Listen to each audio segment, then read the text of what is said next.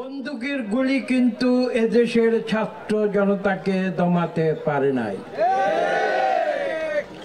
ছাত্ররা বন্দুকের গুলির মুখে বুক চিতিয়ে দিয়ে বলেছে যে আসো, তোমরা আসো। আবু সাইদ বলেছে যে তোমরা আসো, আমাকে গুলি করো, দেখি কত গুলি তোমরা করতে পারো, কিন্তু আমাকে হারাতে পারবে না। আমি বিজয়ী হব, এবং আবু সাইদ বিজয়ী হয়েছে।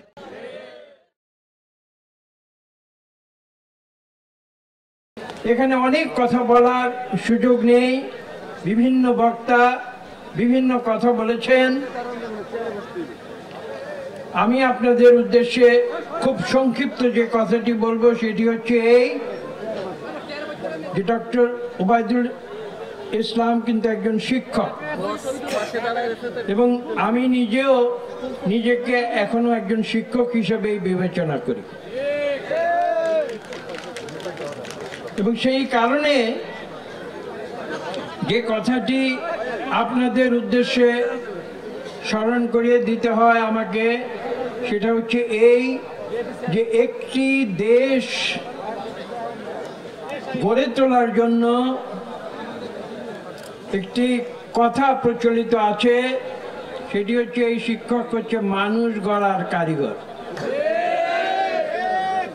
এবং বাংলাদেশকে সত্যিকার অর্থে গড়ে তুলতে হলে যে বিষয়টি প্রয়োজন সেটি হচ্ছে শিক্ষাকে সবার আগে তুলে ধরতে হবে। আজকে যে পরিস্থিতিতে আমরা এখানে এসেছি, বাংলাদেশের রাজনীতিতে যে পরিবর্তন সংঘটিত হয়েছে আপনারা দেখেছেন, সেখানে আমরা বলি যে ছাত্র জনতার যে বিপ্লব, সেই ছাত্র জনতার বিপ্লবের কারণে এদেশের দীর্ঘ 1.5 দশকের স্বৈরাচারী শাসন তার পতন হয়েছে, এবং যারা স্বৈর শাসক তারা দেশ ছেড়ে পালিয়ে যেতে বাধ্য হয়েছে। তারা কেন এই দেশ ছেড়ে পালিয়ে যেতে বাধ্য হয়েছে, এই বিষয়গুলি কিন্তু আমাদের উপলব্ধি করতে হবে এবং তা থেকে আমাদের শিক্ষা নিতে হবে। তারা তো অনেক ক্ষমতার বলে বলিয়ান ছিল, তারা অকাতরে গুলি করে ছাত্র জনতার জীবন নিয়েছে। এমনকি পৃথিবীর ইতিহাসে যদি আমরা পর্যালোচনা করি তাহলে দেখা যাবে এই স্বল্পতম সময়ের ভেতরে এত মানুষ তাদের বুকে রক্ত ঝরেছে, পৃথিবীর ইতিহাসে এর অনেক বেশি উদাহরণ খুঁজে পাওয়া যাবে না। কিন্তু শেষ পর্যন্ত কি হয়েছে? বন্দুকের গুলি কিন্তু এদেশের ছাত্র জনতাকে দমাতে পারে নাই। ছাত্ররা বন্দুকের গুলির মুখে বুক চিতিয়ে দিয়ে বলেছে যে আসো, তোমরা আসো। আবু সাইদ বলেছে যে তোমরা আসো, আমাকে গুলি করো, দেখি কত গুলি তোমরা করতে পারো, কিন্তু আমাকে হারাতে পারবে না। আমি বিজয়ী হব, এবং আবু সাইদ বিজয়ী হয়েছে। কাজে আজকে যে সত্য আমাদের উপলব্ধি করতে হবে সেটা হচ্ছে যে ন্যায় এবং সততা, এই দুটি ব্যতিরেকে পৃথিবীর কোনো দেশ উচ্চতে উঠতে পারে না, এবং সেই এবং নততার শিক্ষা কিন্তু দেশের মানুষকে দিয়ে থাকেন শিক্ষকেরা।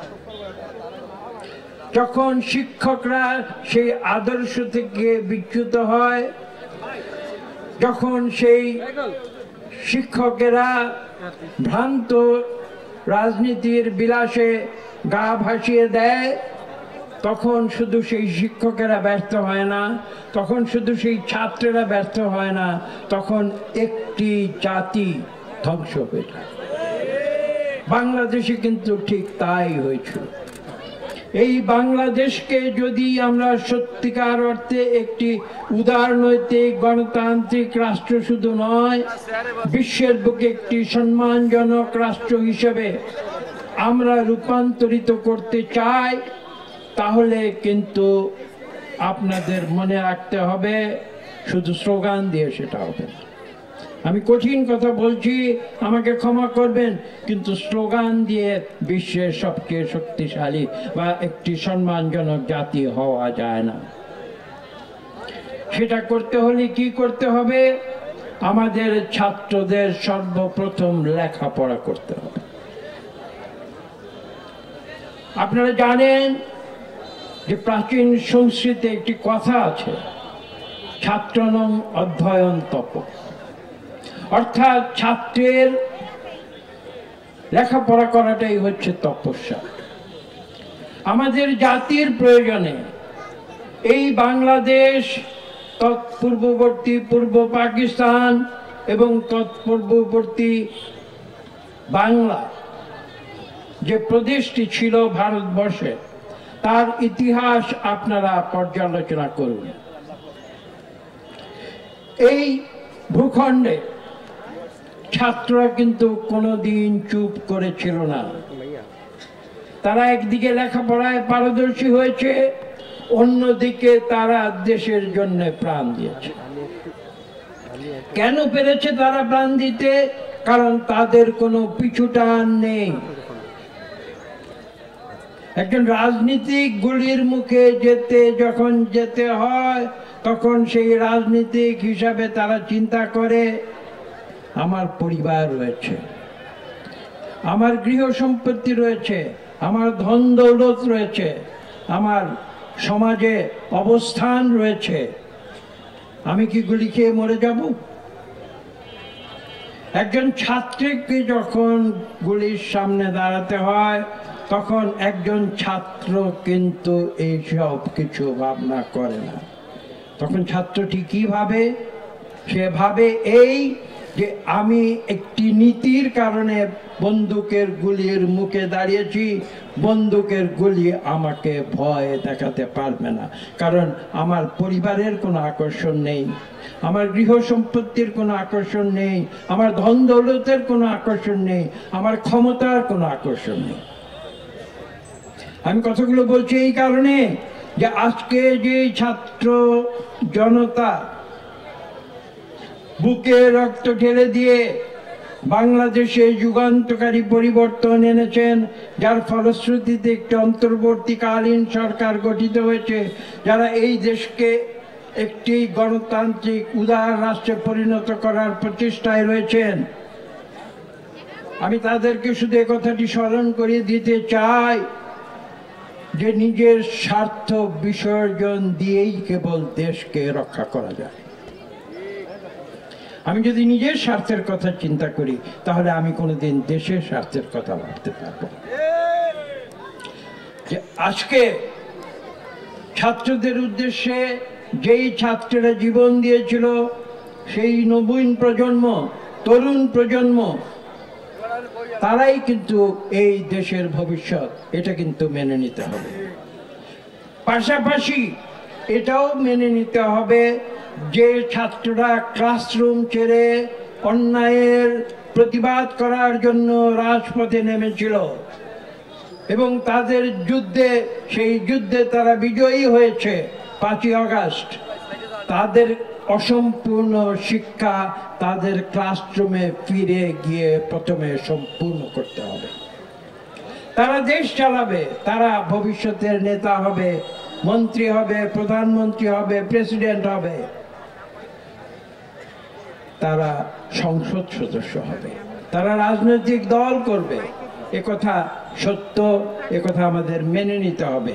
কিন্তু তার আগে যদি কেউ বলে যে আমি ক্লাসরুমে যাব না, আমি লেখাপড়া করব না, আমি দেশ পরিচালনার জন্যে যে গুণাবলী প্রয়োজন সেই গুণাবলী আমি অর্জন করব না, কিন্তু আমি দেশ শাসন করব, তাহলে কিন্তু সেটা সঠিক কথা হবে না।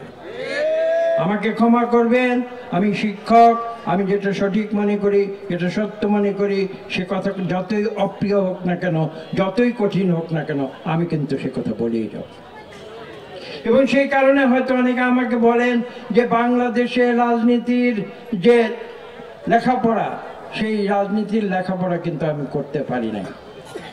আমি যে লেখাপড়া করেছি সেটা হচ্ছে নীতির প্রশ্নে আপোষ থাকার লেখাপড়া, যেটা দেশনেত্রী বেগম খালেদা জিয়া আমাদের শিখিয়েছিলেন।